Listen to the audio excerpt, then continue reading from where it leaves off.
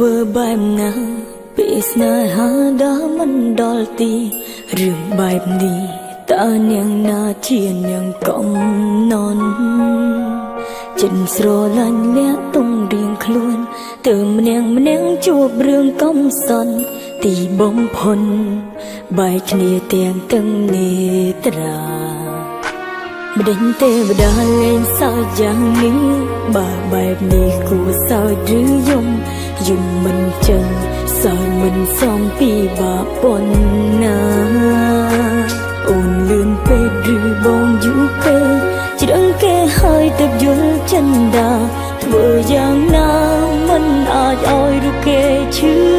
ចាប់ស្នេហ៍នាងក្រោយបងត្រូវក្លាហានធ្វើឲ្យបានកំបែដួងស្មងឈុំលៀងតុងហ៊ានស្នេហ៍ត្រូវតែហ៊ានប្រាស្នេហ៍នាងក្រោយបងត្រូវតែហ៊ានកុំលាក់លៀមលួចស្នេហ៍ស្ងាត់ព្រឹងអោកាំងមិនមានរហូតលូឡើយ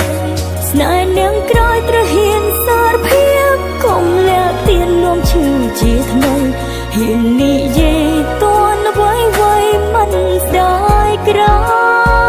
យស្នេហ៍នាងក្រោយតាមគេឲ្យជួបកុំឲ្យប្រត់ទៅរូបអូនឡើយជានេះយើងហុងហើយជាក្រោយមានទេ